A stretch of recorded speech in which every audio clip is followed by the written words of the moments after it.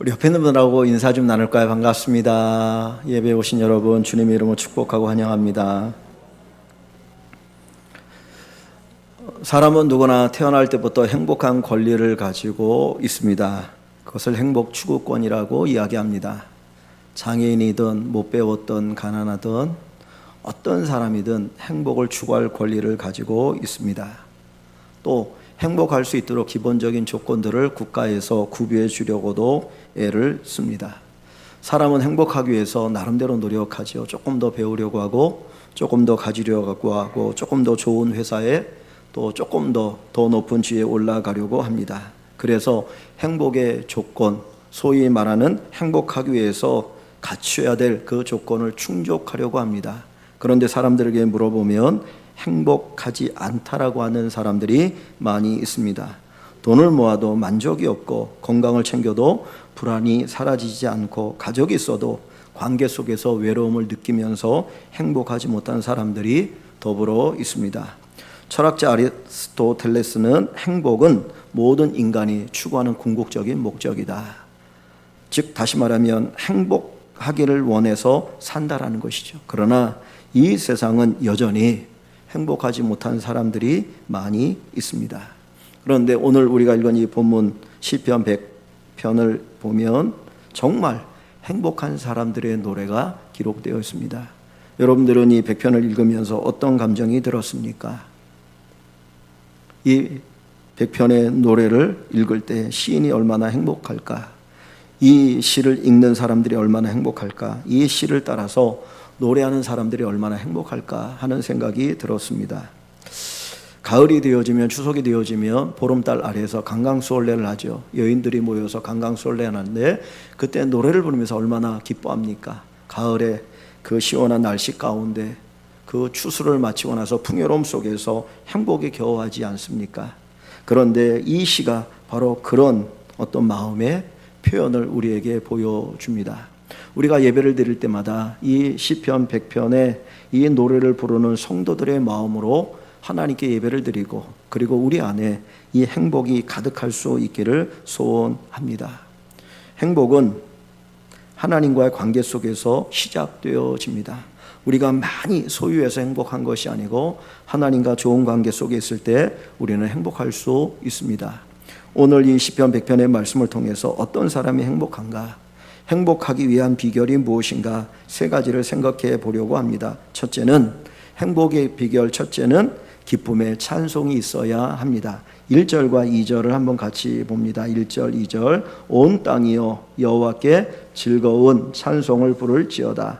기쁨으로 여호와를 섬기며 노래하면서 그의 앞에 나아갈지어다. 아멘. 영화나 드라마를 보면 그 여자분들이 집에서 음식을 만들 때나 이렇게 걸레질을 할 때에 흥얼거리면서 노래하면서 이렇게 음식을 만들고 청소하는 분들이 있습니다. 여러분들도 가끔 그러시나요? 전혀 그런 게 아닌가 봐요. 이렇게 영화에서만 하는 건가요? 근데 영화 속이나 드라마 속에서 흥얼거리면서 노래하면서 이렇게 하는 사람들의 모습을 보면 되게 행복해 보여요. 참 저런 모습이 행복이 아닐까 그런 생각이 드는데, 오늘 본문 말씀 속에 보면 여호와께 즐거운 찬송을 부를지어다. 기쁨으로 여호와를 섬기며 노래하면서 그의 앞에 나아갈지어다 라고 말씀합니다. 찬송을 부르는 사람이 행복합니다. 야고보서에 보면 고난당하는 자가 있느냐? 그는 뭐라고요? 기도할 것이요. 즐거워하는 자가 있느냐? 그는 찬송할지로다. 우리가 고난 속에 있을 때 하나님의 도움을 얻기 위해서 기도합니다. 근데 기쁘고 즐거울 때는 뭐예요? 찬송을 드립니다. 하나님을 높이는 찬송을 드리면 그 찬송이 우리에게 더 기쁨을 주고 우리로 하여금 행복하게 만들어 줍니다. 그래서 찬송하는 사람이 행복합니다. 우리가 예배를 드릴 때 찬송을 드리고, 개인적으로 여러분들이 찬송할 때에 기쁨의 찬송을 드리고, 그 찬송이 여러분들을 행복하게 하는 그 은혜가 더 풍성하기를 주님의 이름으로 축원합니다. 여기 여호와께 즐거운 찬송을 부를지어다 라고 하는 이 문구는 어떤 의미이냐면 전쟁에 승리한 군인들이 환호하는 그 표현입니다.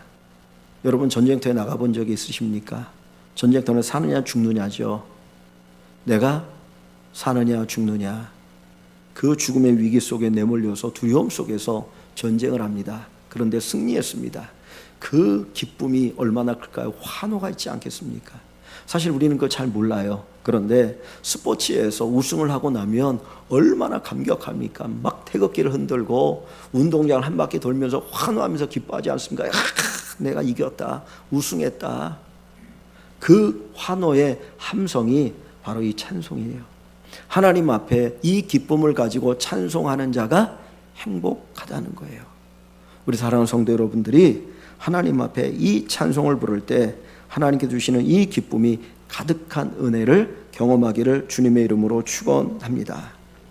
그래서 2절 말씀에 보면 노래하면서 그의 앞에 나아갈지어다. 이 찬송의 노래, 이 찬송의 노래를 통해서 정말 우리 안에 있는 그 기쁨, 감격, 구원의 감사를 우리가 찬송으로 고백하면서 하나님 앞에 나아가는 우리 모두가 되기를 소망합니다. 여러분, 우리가 찬송할 수 있는 이유가 무엇인가요? 구원받았기 때문이에요.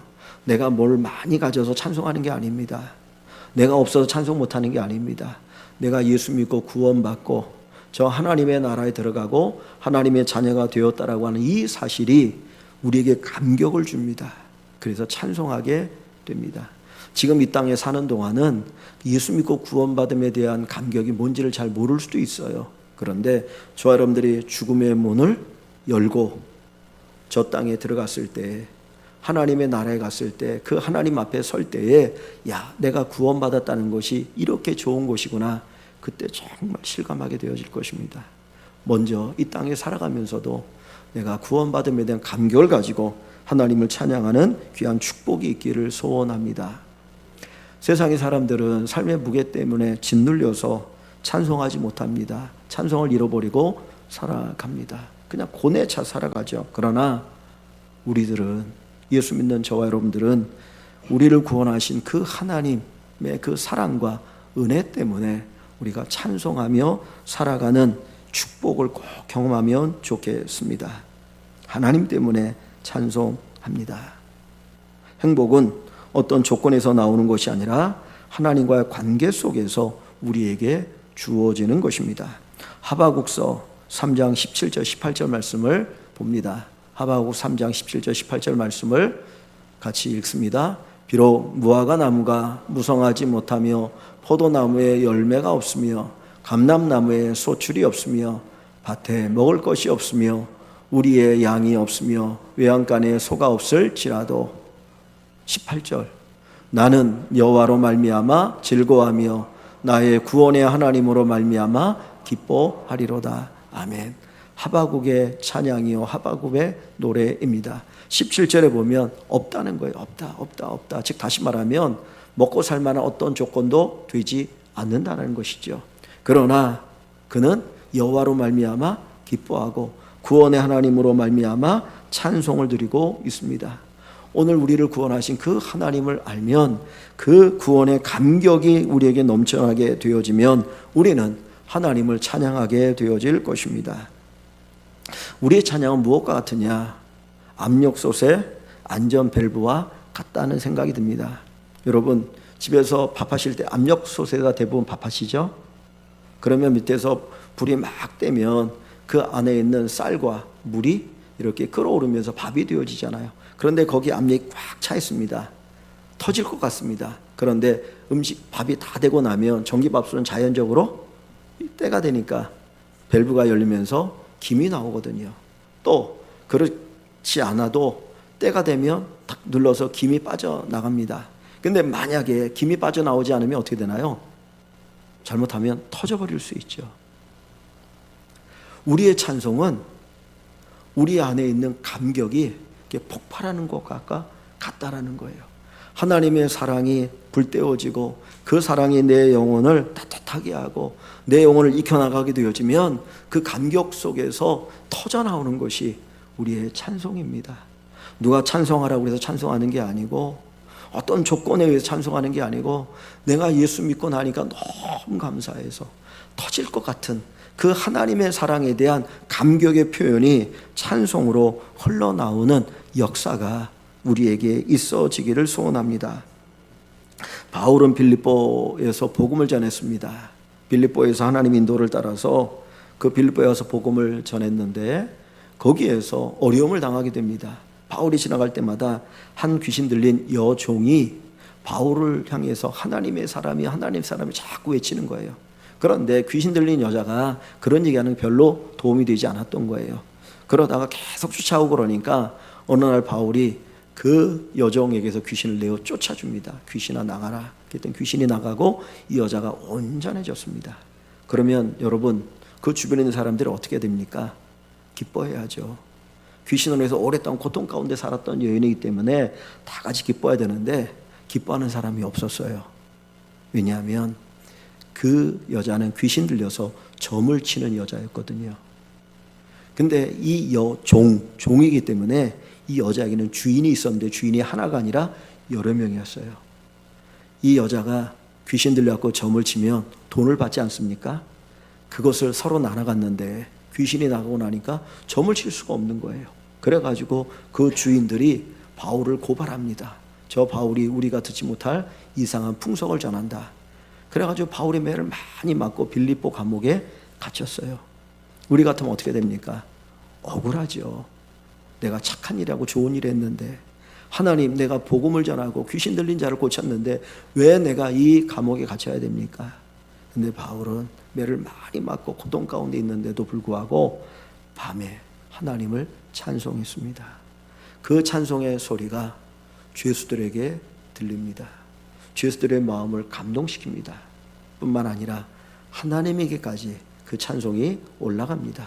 그러면서 하나님이 그 찬송을 들으시고 감동하셔서 수갑이 풀어지고 착고가 풀어지고 옥문이 열리는 기적을 경험하게 됩니다. 여러분들이 잘 아는 말씀, 주 예수를 믿으라 그리하면 너와 내 집이 구원을 얻으리라. 이 말씀이 어디에서 나오는 말씀이에요? 바로 여기에서 나오는 말씀이에요. 바울이 도망가지 아니하고 그 간수의 식구들에게 복음을 전하게 되어지죠. 그때 하는 말이 주 예수를 믿으라 그리하면 너와 내 집이 구원을 얻으리라. 사랑하는 성도 여러분, 찬송은 조건이 되어야 하는 게 아닙니다. 조건이 안 돼도 하나님으로 인하여서 하나님의 사랑을 깨닫고 나면, 하나님의 은혜를 알고 나면 우리는 하나님을 찬송하게 되어집니다. 우리 모든 성도 여러분들이 찬송을 통해서 여러분들이 진심으로 행복하기를 축원합니다. 아까 우리 성가대가 드렸던 그 행복이라고 하는 그 찬양처럼 정말 우리가 찬송 속에서 행복을 누리면 좋겠어요. 정말 그 사랑에 겨워서, 하나님의 은혜에 겨워서 어떻게 할 수 없어서 하나님을 찬송하는 그 찬송의 고백이 저와 여러분들에게 충만해지기를 소원합니다.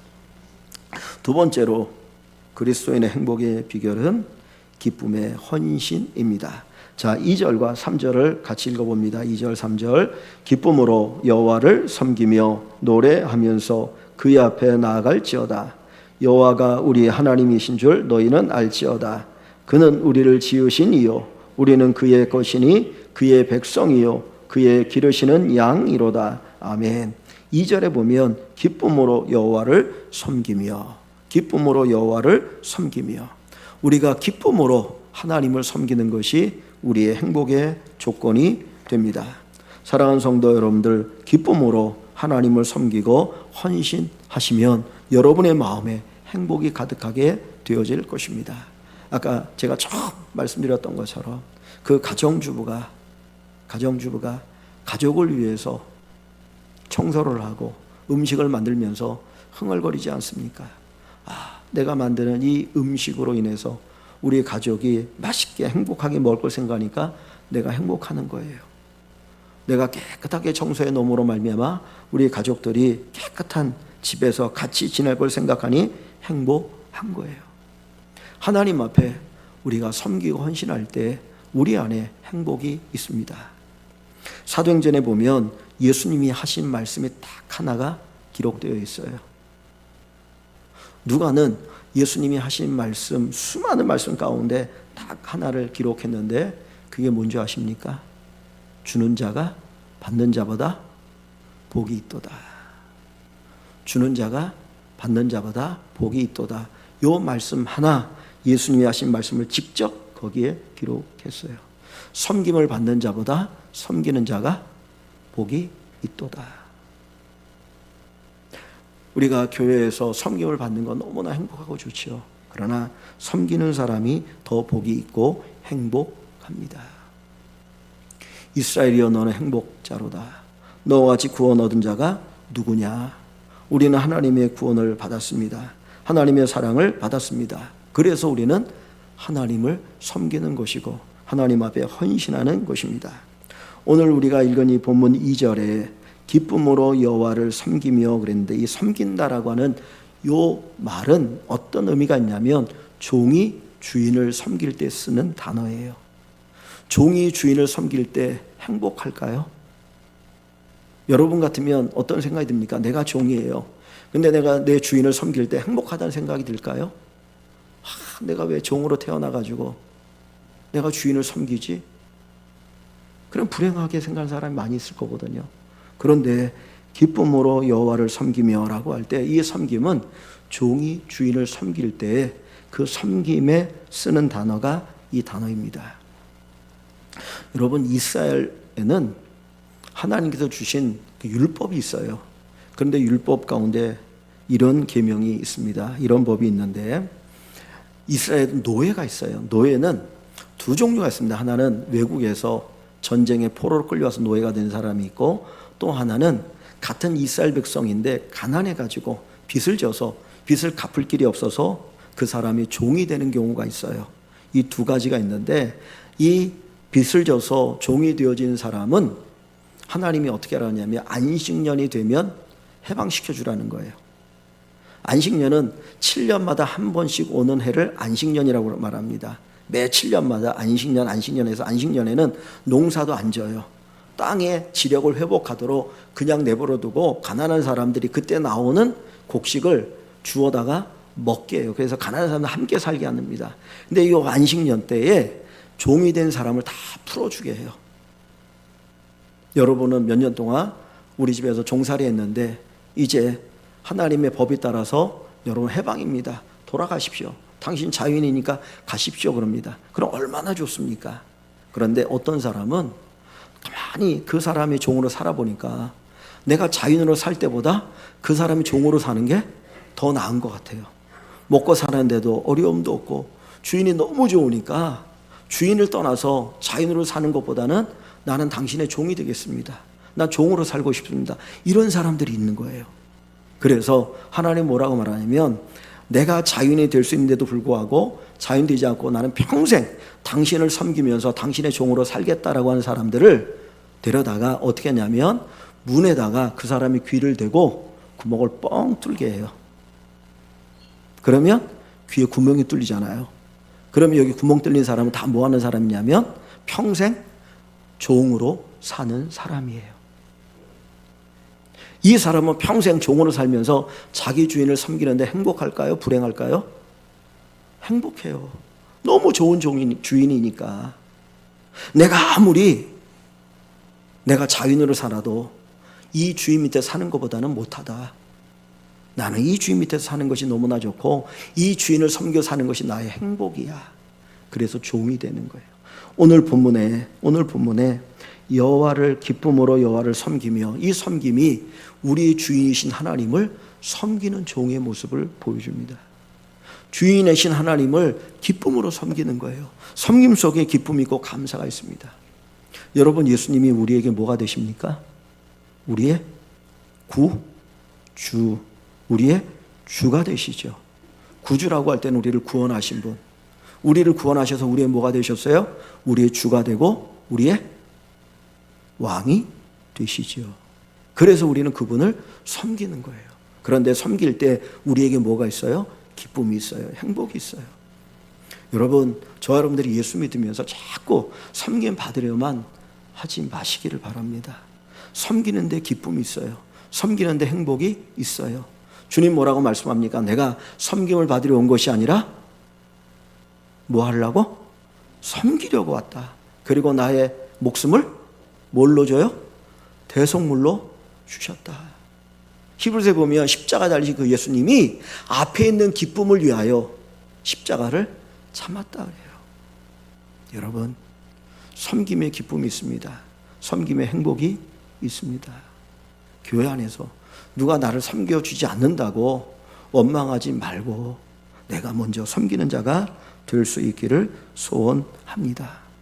섬김 속에 주시는 하나님의 행복이 우리 교회 안에 가득했으면 좋겠어요.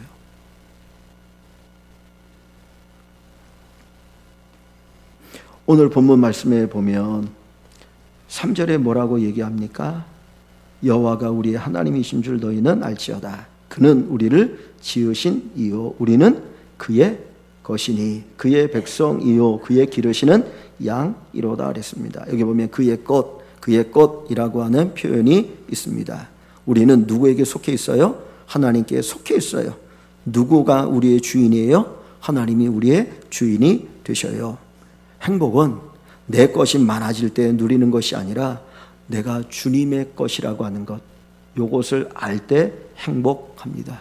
나는 주인의 사람이야. 나는 예수님의 사람이야. 나는 하나님의 사람이야. 하나님의 것이야.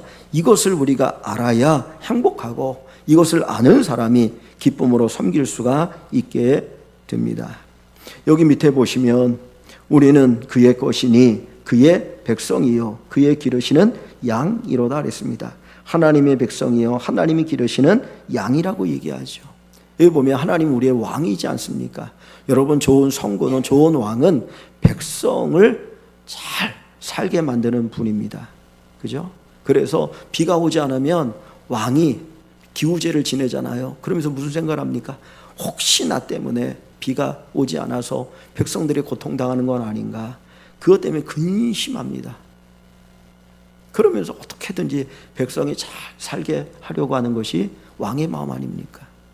우리나라 한글이 그렇게 뛰어나다는데 세종대왕이 한글을 만들 때 왜 만들었어요? 누구를 위해서? 백성을 위해서. 백성들이 쉽게 글을 읽을 수 있도록 하기 위해서 만든 거 아닙니까?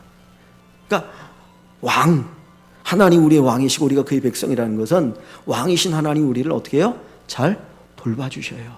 그래서 우리는 그분을 섬기는 거예요. 여기 보면 또 그의 기르시는 양이로다 그랬습니다.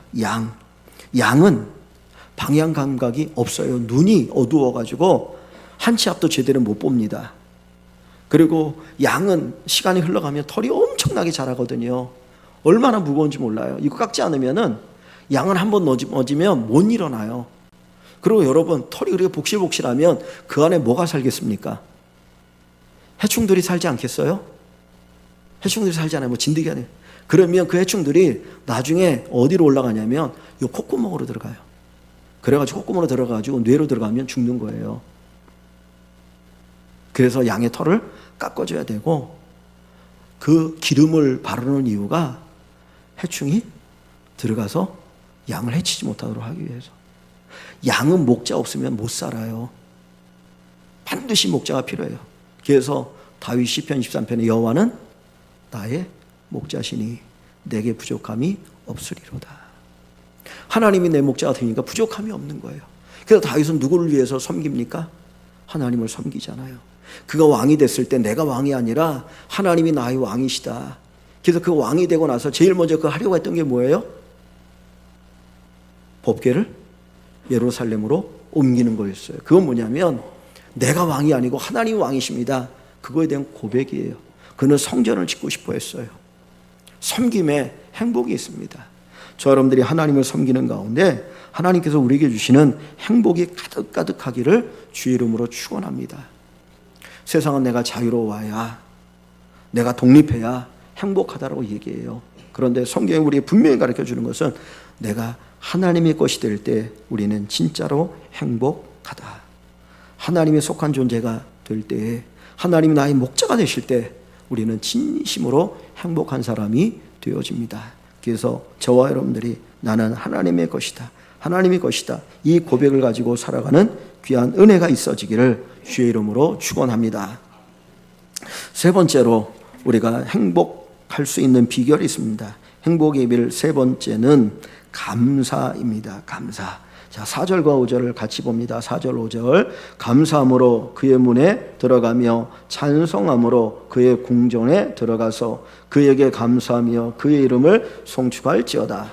여호와는 선하시니 그의 인자하심이 영원하고 그의 성실하심이 대대에 이르리로다. 아멘. 감사함으로 그의 문에 들어가며 감사하며 그의 이름을 송축할지어다 그랬습니다. 여러분, 행복한 사람은 감사하는 사람입니다.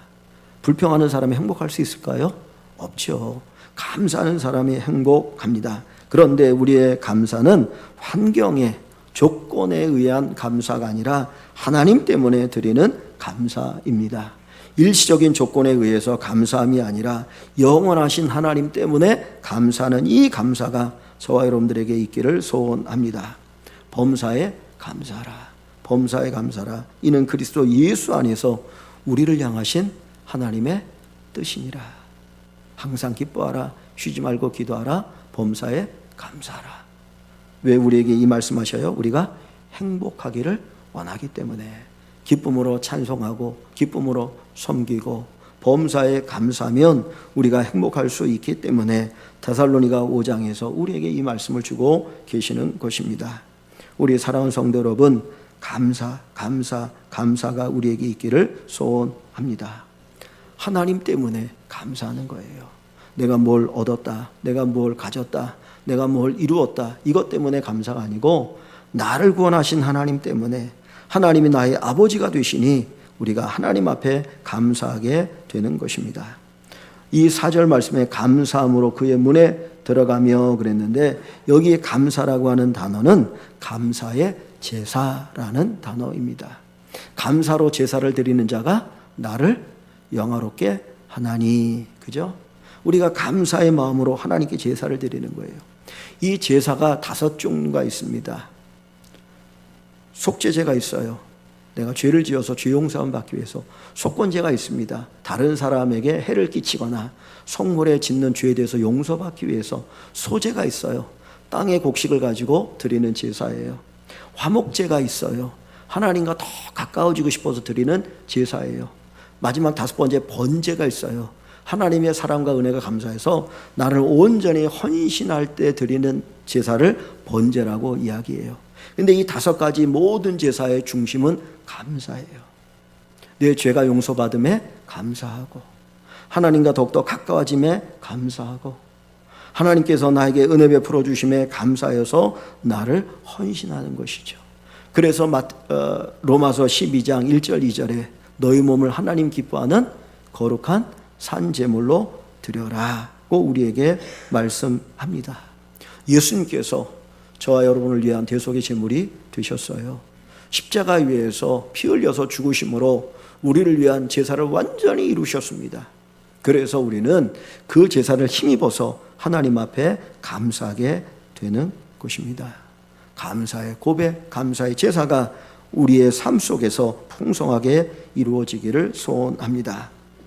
오늘 이 시인은 하나님 앞에 감사하는데 그 감사의 조건이 뭐냐? 5절에서 이야기합니다. 여호와는 선하시니, 여호와는 선하시니 그의 인자하심이 영원하고 그의 성실하심이 대대에 이르리로다. 여호와 하나님이 선하셔요. 착하신 분이에요. 좋으신 분이셔요. 그래서 우리는 그 하나님 여호와로 인하여 감사하게 됩니다. 그것을 2가지로 이야기하죠. 그의 인자하심이 영원하고. 인자라는 말이 뭡니까? 우리를 불쌍히 여기면서 우리를 사랑해 주는 거예요. 내가 죄를 짓고 내가 연약하고 하나님 뜻대로 살지 못하지만 그럼에도 불구하고 우리를 불쌍히 여기시면서 그 사랑을 거두지 않는 것, 이것을 인자라고 이야기합니다. 그런데 인자가 어떻게 해요? 영원해요. 하나님이 중간에 포기하신 적이 없어요. 그래서 아까 우리가 예배를 시작할 때 드렸던 찬양, 하나님의 사랑에서 그 어떤 것도 끊을 수 없다. 사망도 천사도 그 어떤 것도 하나님의 사랑, 이 인자로부터 우리를 끊을 수 없다라고 하는 것을 이야기합니다. 또 하나님은 성실하시다 그랬어요. 성실하시다. 성실이 뭡니까? 게으르지 않고 꾸준하게 자기가 해야 될 것을 할 때 성실하다 그러잖아요. 주님이 우리를 향해서 성실하셔요. 게으름 피지 않으셔요. 그래서 여호와는 졸지도 아니하시고 주무시도 아니하시고 우리를 어떻게 하셔요? 보호하셔요. 지켜주셔요. 성실하신 하나님이기 때문에 그 하나님의 은혜가 우리에게 있으니 우리는 하나님 앞에 감사하게 됩니다. 우리의 감사는 우리가 뭘 받았다 그것 때문에 단순히 감사하는 게 아닙니다. 받으면 더 감사해야죠. 감사해야죠. 그런데 그것을 뛰어넘어서 하나님이 선하시기 때문에 하나님의 인자가 영원하시고 하나님의 성실하심이 대대에 이르기 때문에 우리는 그 하나님 앞에 감사하며 살아갈 수 있기를 소원합니다. 골로새서 3장 17절, 골로새 3장 17절 말씀을 봅니다.